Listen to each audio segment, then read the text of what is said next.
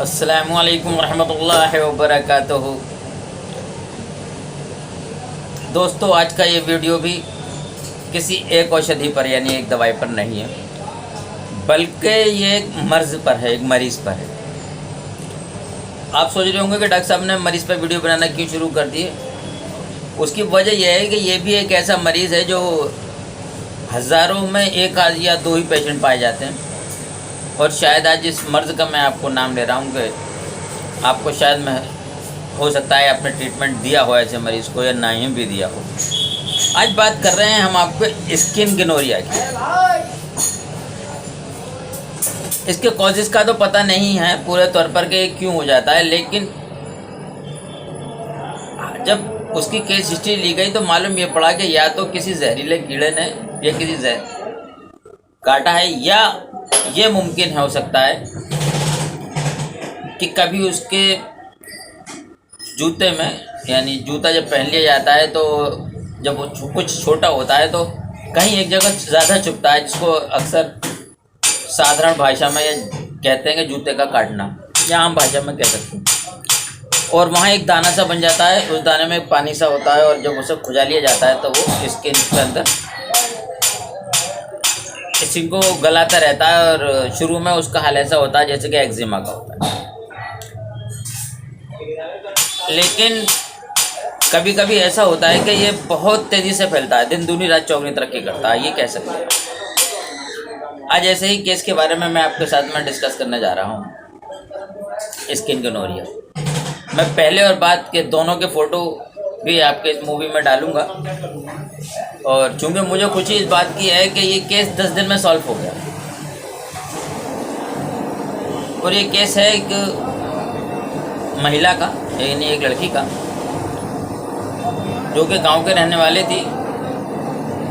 और उसके पैर की हालत जब वीडियो में आप खुद देखेंगे तो आपको पता चल जाएगा कि क्या है।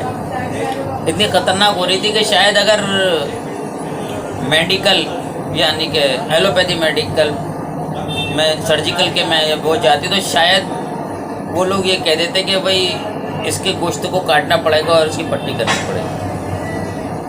खैर, वो केस मेरे पास आया, मैंने उसको टैकल किया, देखा खाल पूरे पैर के नाखून से लेकर और टखने तक, उसके ऊपर तक खाल ऐसी होती चली जा रही थी जैसे कि अगर आप हाथ लगाएं तो उछल जाए, यानी उखड़ती चली जा रही थी और बेजान होती चली जा रही है, जिसने स्किन डैमेज स्किन कहते हैं।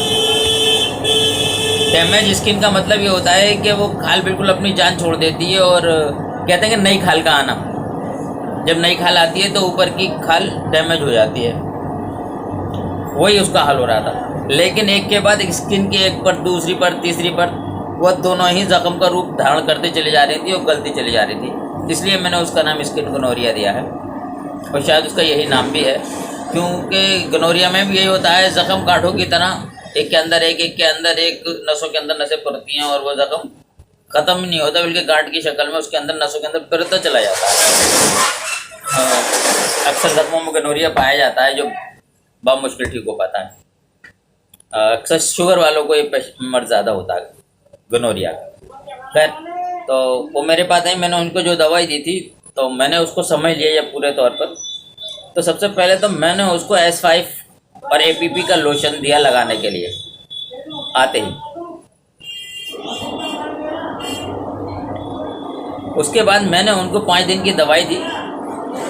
दवाई में था S5, C5, WEN1, APP, GEY, ये सब 6 पोटेंसी में हमने उनको दिया था। 5वें दिन जब वो आए मेरे पास, हालांकि मैं उससे पहले उनसे संपर्क कर चुका था, तो बता रहे थे कि एक ही रात में इस दवा ने जो है 30 से 40% सुकून अता कर दिया है। हाँ, एक ख़ास बात और, ये स्किन गोनोरिया जो होता है, इसके अंदर एक ऐसा लगता है जैसे कि किसी अंदर सांप या कोई जहरीला बिच्छू जब डंक मारता है तो उसके अंदर आग पड़ती है, जलन बहती चली जा रही है। तो उसके अंदर भी ऐसे ही हो रहा था, तो बहुत तेज़ी के साथ जलन बढ़ती चली जा रही थी और बर्दाश्त से बाहर होती चली जा रही थी। तो सबसे पहले तो एक रात में ही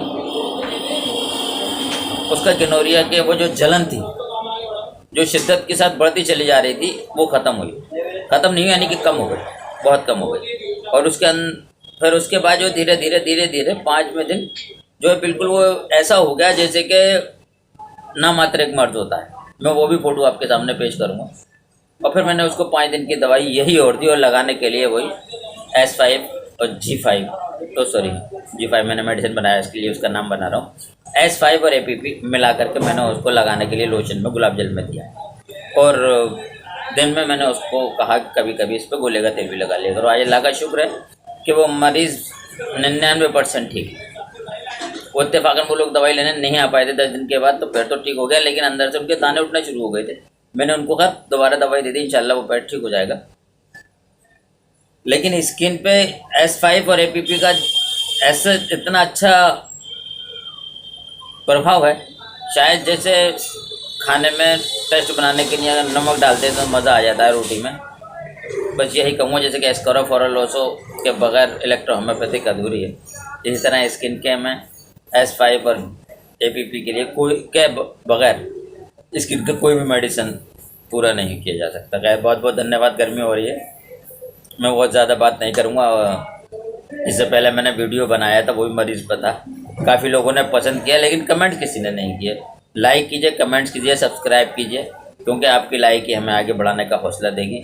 और दूसरी बात है कि हमने अलीगढ़ की सरजमीन पर सर सैयद इलेक्ट्रोहोम्योपैथिक रिसर्च काउंसिल का एहतमाम किया है, यानी कि नींव रखी हुई है, जहाँ से उम्मीद है कि अच्छे खासे लोग पढ़ कर निकलेंगे।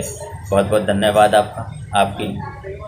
अल्लाह ताला सेहत अता फरमाए, क्योंकि आप भी एक ऐसे वक्त में लोगों की खिदमत कर रहे हैं जब डॉक्टर एक दूसरों से बाहर भाग रहे हैं। बहुत बहुत धन्यवाद। जय हिंद, जय भारत, जय इलेक्ट्रोहोम्योपैथिक।